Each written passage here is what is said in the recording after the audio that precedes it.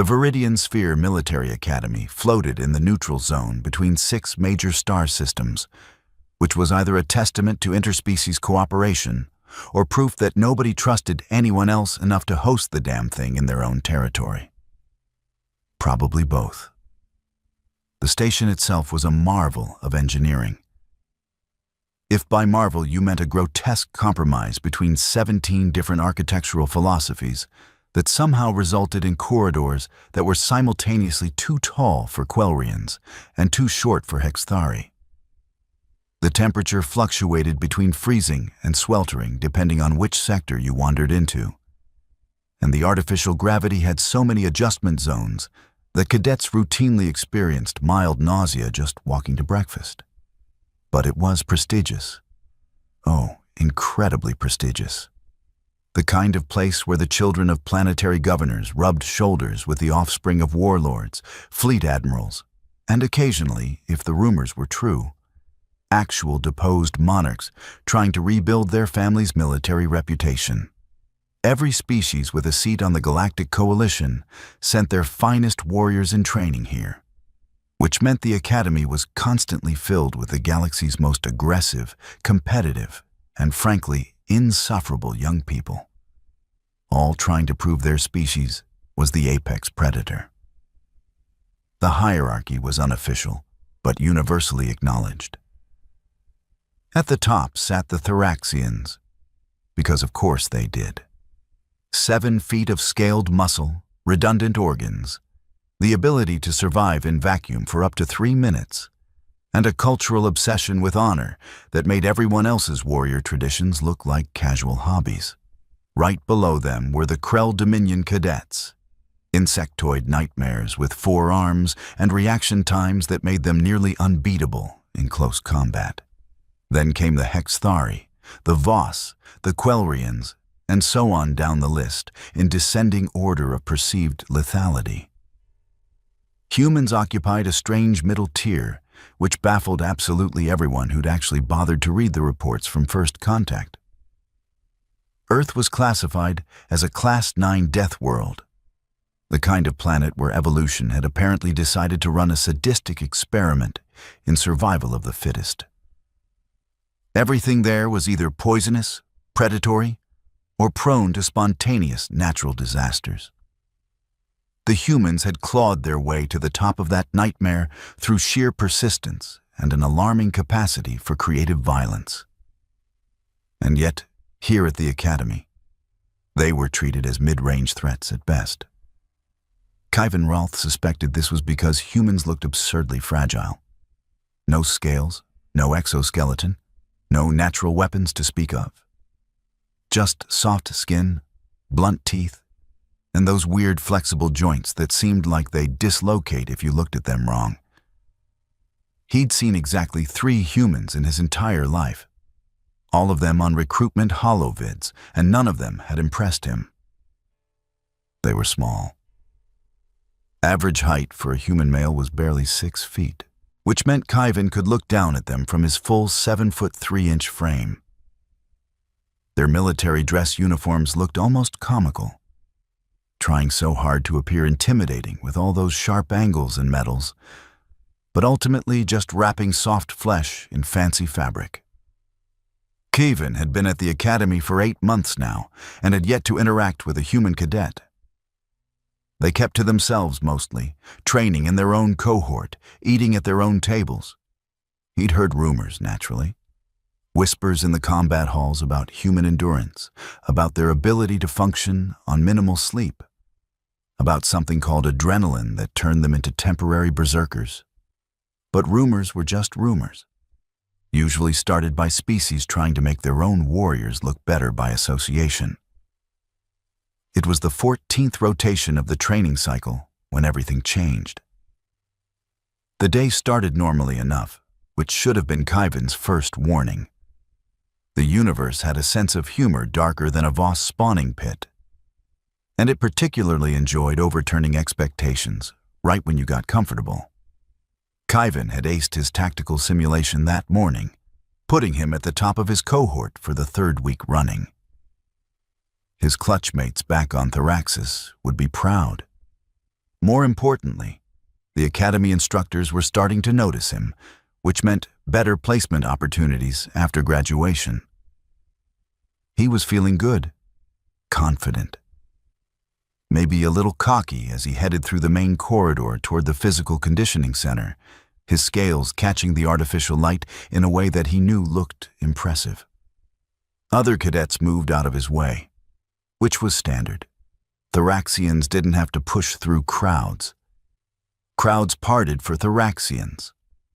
Except when the station's alarm system decided to run an unscheduled drill and 300 cadets from 6 different species all tried to move to their designated emergency stations simultaneously. The corridor became chaos.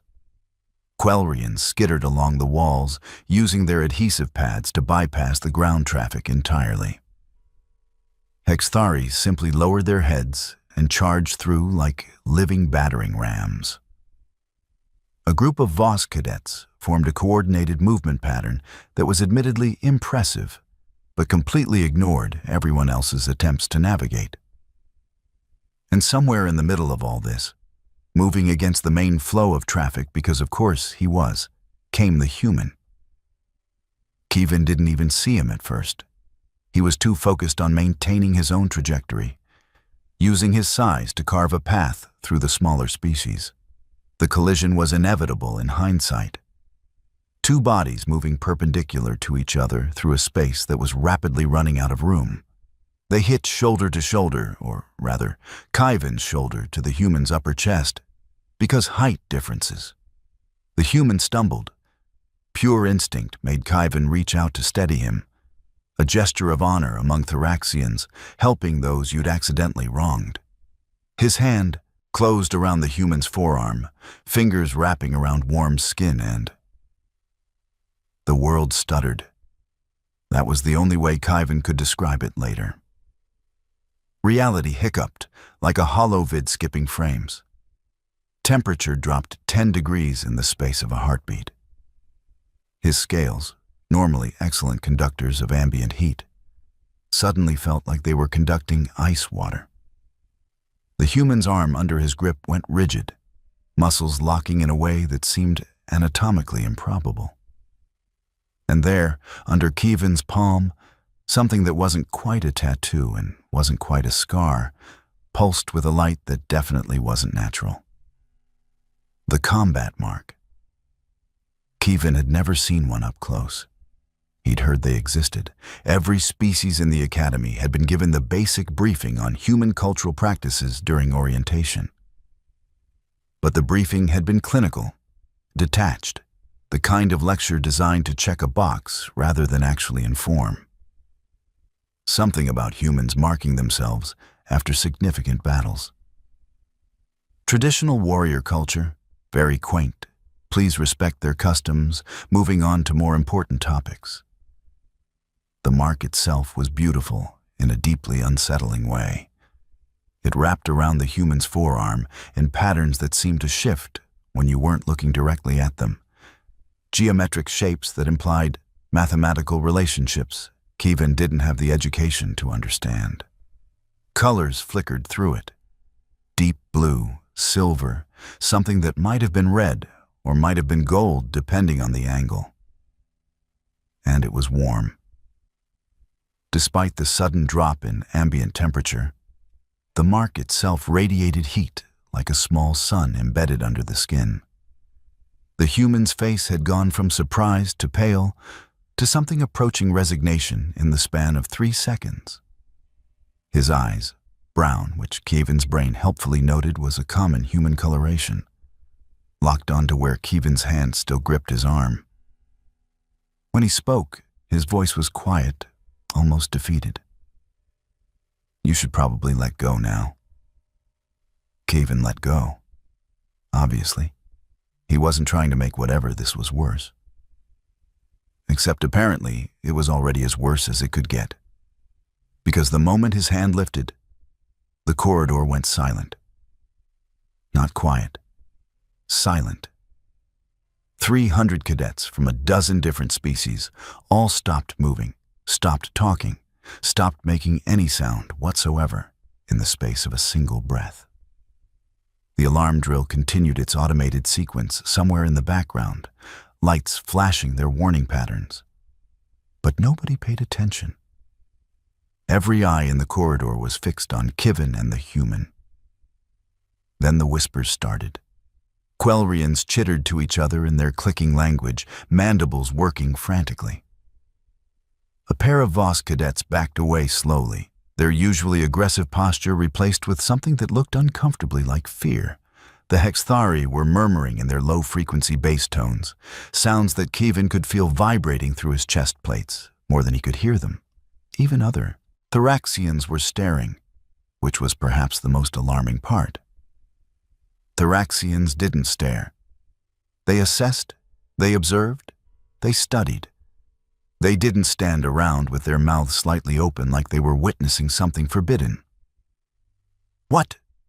Kivin demanded, looking around at the crowd. "It was an accident. I was just—" "That is a binding oath." The voice came from a Quelrian cadet, named something unpronounceable that the translation software rendered as click shift. She'd moved closer, her four eyes blinking in sequential patterns that Kivin's cultural database helpfully identified as extreme concern. "You touched his combat mark. Do you not understand what you have done?" "I helped him from falling. That's what you're supposed to do when you accidentally collide with someone smaller than?" Binding. Oath. ClickShift emphasized each word like she was speaking to a particularly slow child. "The mark is not decoration. It is contract. It is law. It is—" She trailed off, searching for the right word in Standard Galactic. "It is witness and judge together. You have created a debt." Kivin looked at the human, who was now studying his own arm with an expression that suggested he was seriously reconsidering every life choice that had led him to this moment. Is she serious? The human laughed, but it was the kind of laugh that had no humor in it whatsoever. "Unfortunately, yes. Though I was really hoping to get through my entire academy tenure without this particular cultural nightmare coming up."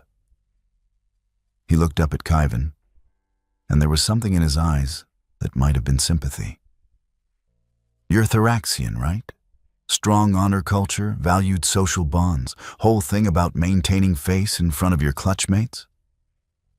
"Yes. But what does that have to do with, then you're really going to hate the next part?" The human sighed and held up his marked arm. The patterns were still shifting, still glowing faintly. "I'm Declan Reeve, by the way. 3rd Cohort, Human Tactical Division. And you just triggered about 3,000 years of extremely stupid human tradition that nobody has figured out how to undo." The crowd was growing. More cadets were arriving, drawn by the commotion or perhaps by some invisible signal that interesting drama was unfolding.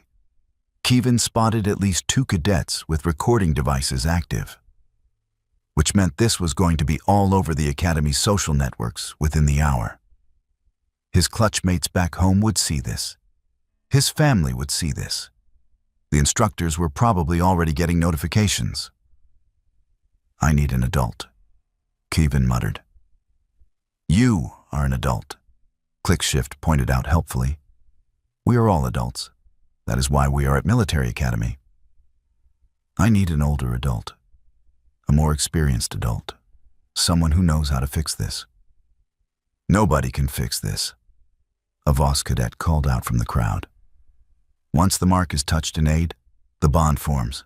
It is known."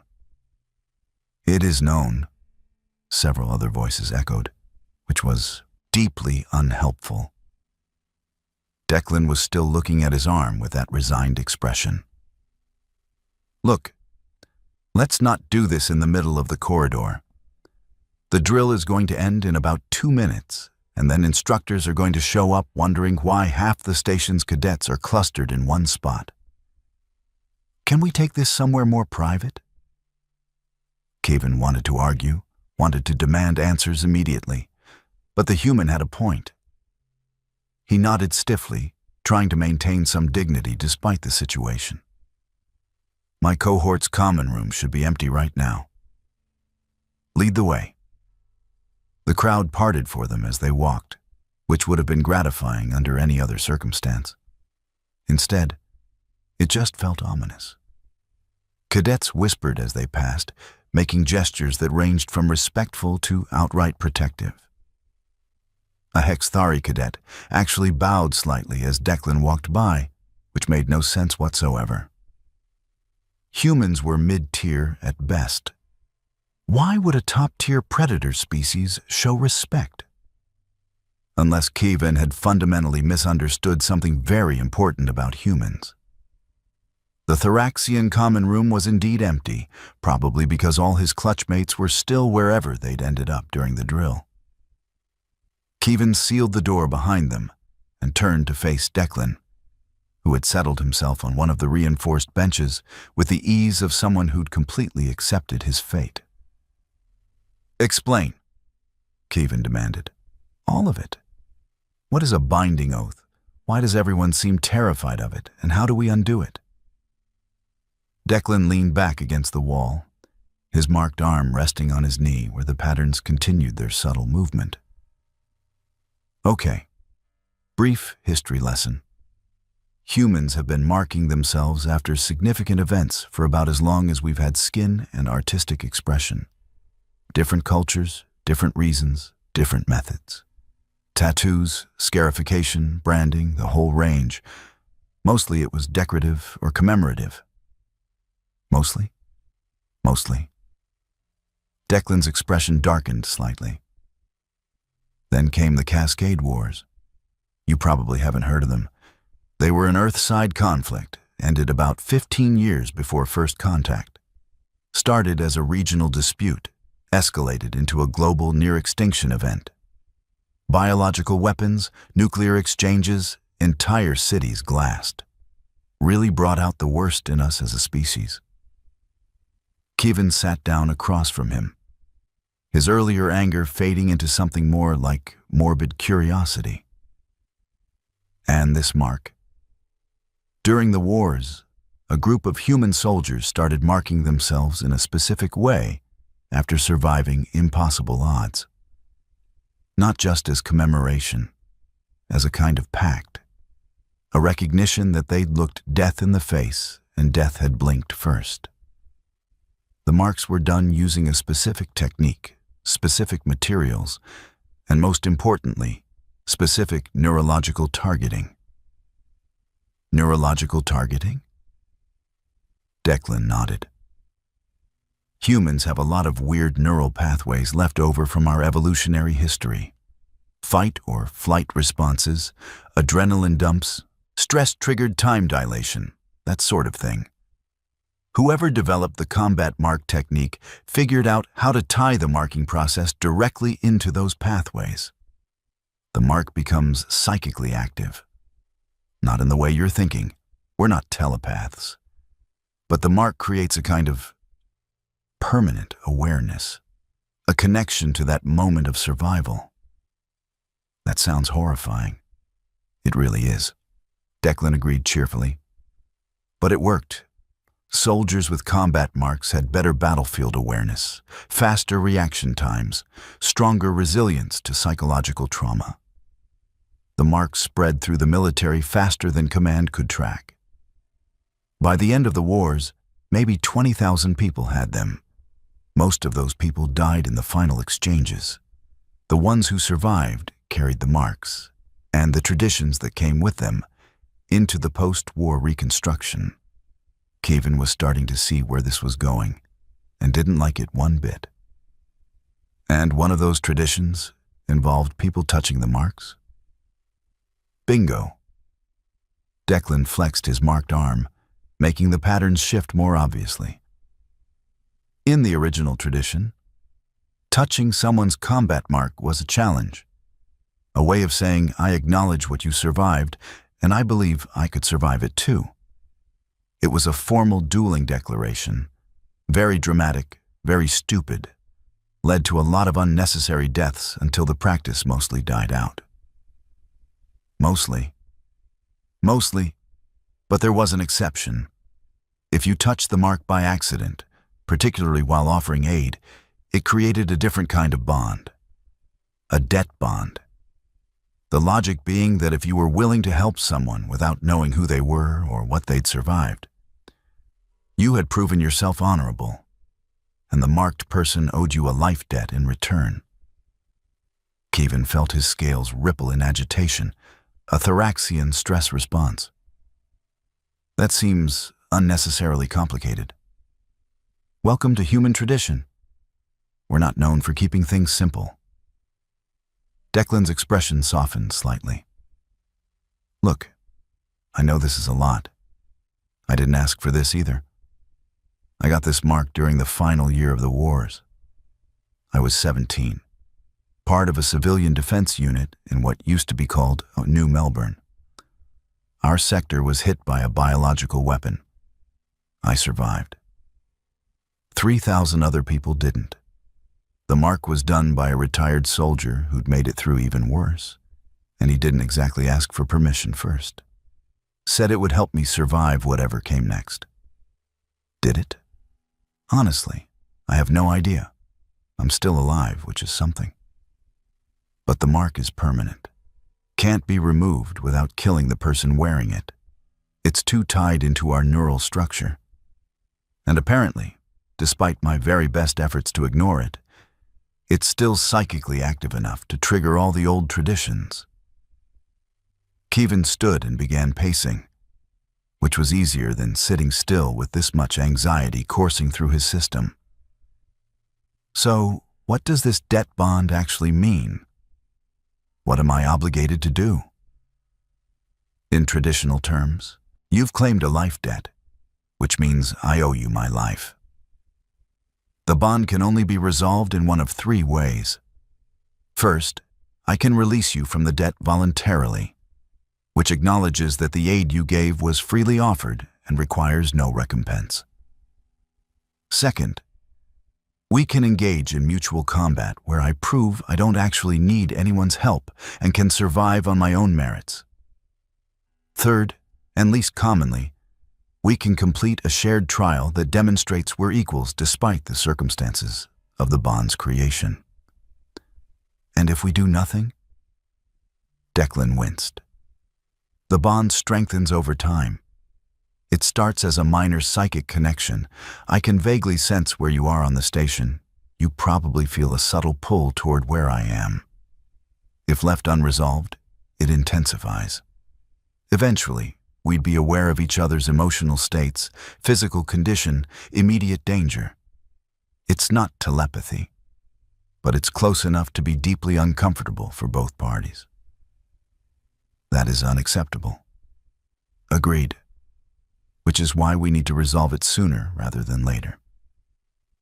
Declan stood as well, meeting Kyvan's eyes with a directness that was probably meant to be reassuring, but instead just highlighted how serious this was.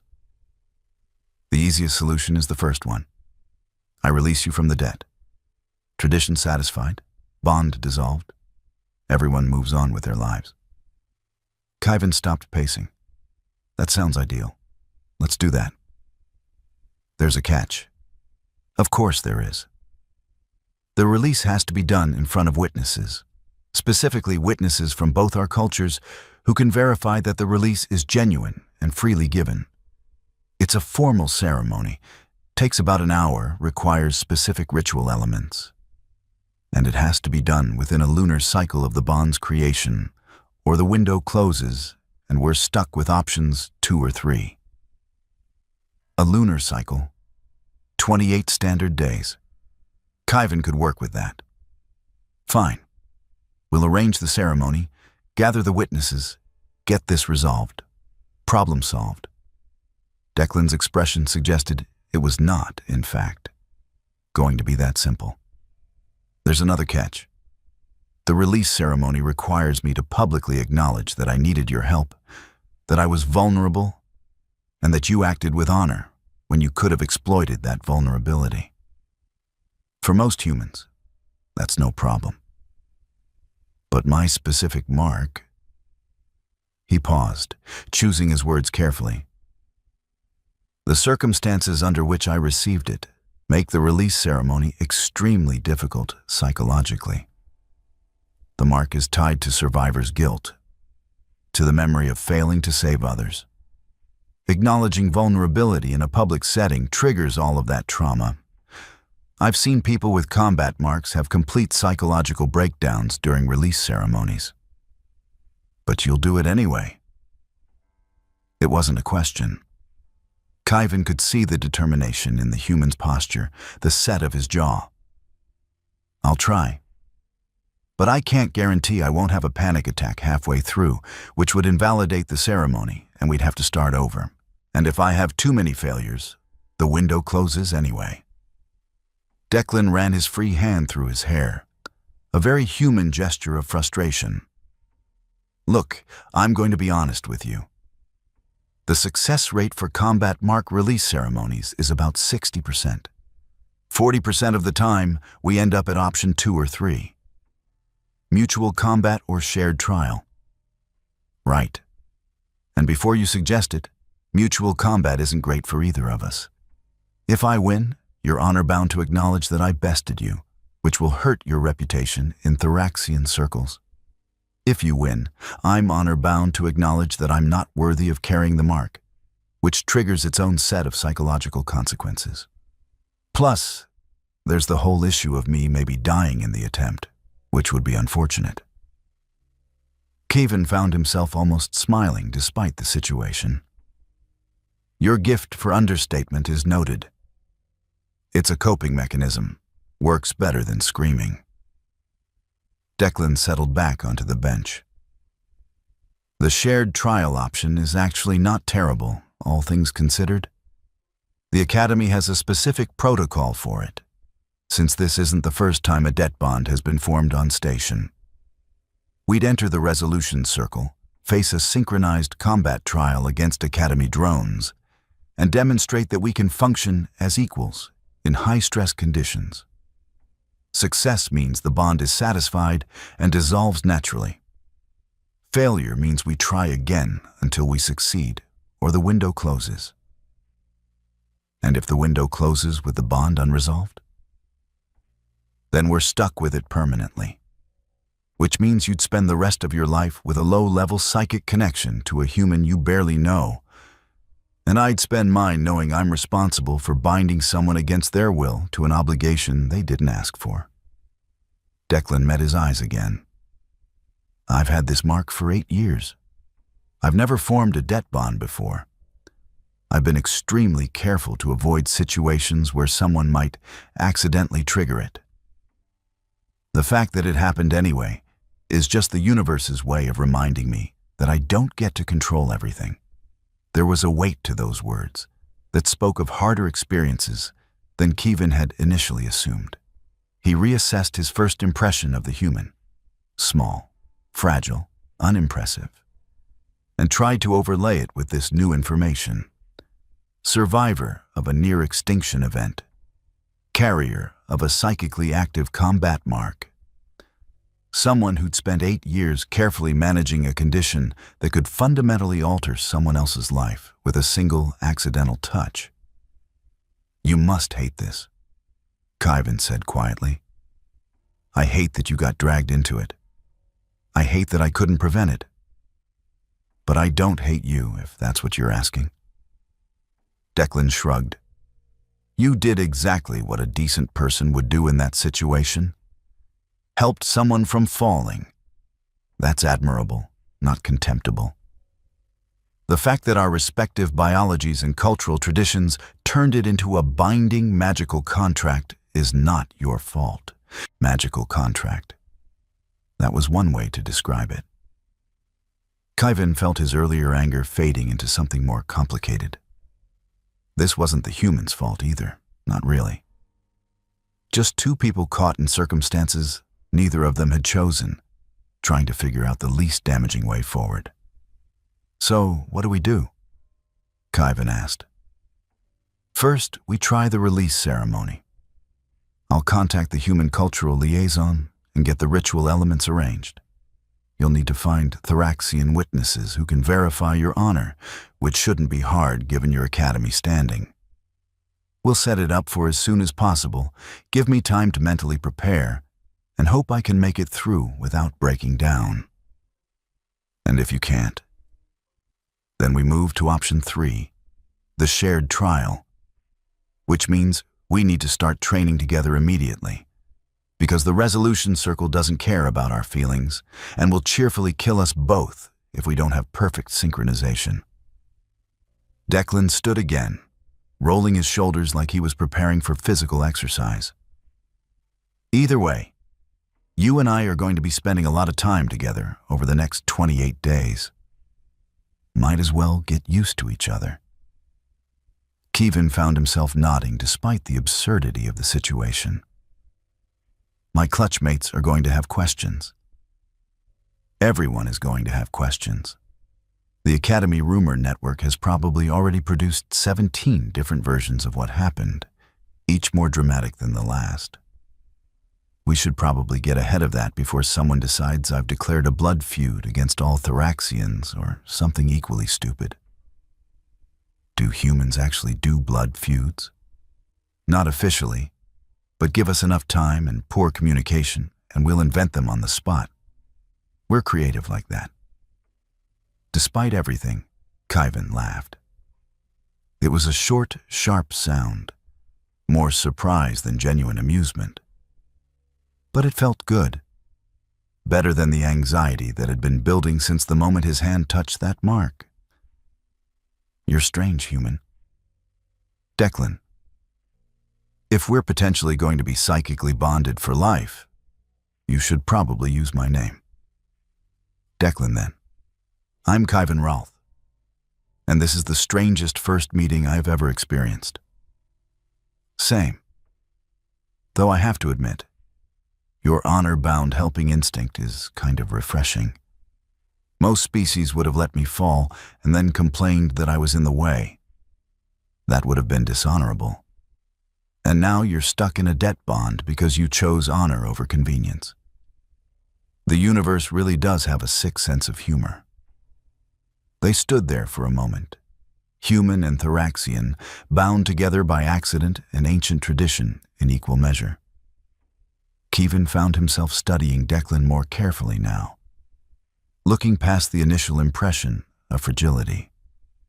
The human held himself with a kind of careful control that came from managing constant pain or psychological stress. His eyes had that 1,000-yard stare that Kevin had seen in veteran soldiers. The look of someone who'd seen too much and survived anyway. And the mark on his arm continued its subtle movement, patterns shifting in response to some internal rhythm that Kevin couldn't begin to guess at. We should probably face the rumors before they get completely out of hand, Kevin said finally. And I need to contact my clutch leader to explain what happened before she hears it from someone else. Fair. I should probably also contact the human cohort coordinator, and maybe the Academy counseling service. Definitely the counseling service. Declan moved toward the door, then paused. For what it's worth, I'm sorry this happened. You seem like a decent person. You didn't deserve to get caught up in humanity's weird psychic warrior traditions. And you seem like someone who's been carrying a heavy burden for too long. Perhaps the universe thought we could both use some perspective. Declan smiled at that, a genuine expression that made him look younger than Kevin had initially assumed. That's a very optimistic interpretation. I hope you're right. They left the common room together, and if Kevin was more aware of Declan's presence than he had been before, a subtle pull at the edge of his consciousness, like knowing where north was without checking a compass.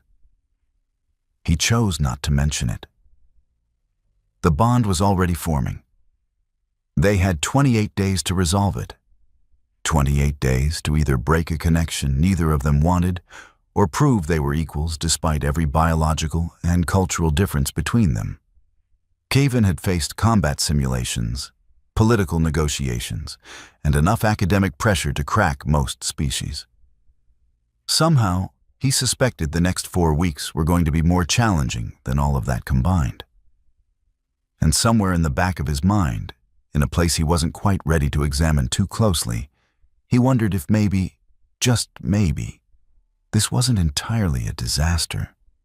The universe had a strange way of teaching lessons, and Kaivan had always been an excellent student. Even if the curriculum this time involved accidentally binding himself to a human with a psychically active combat mark and a smile that suggested he'd survived things that would have broken lesser beings. This was going to be interesting, or fatal. Possibly both. Claude can make mistakes. Please double-check responses.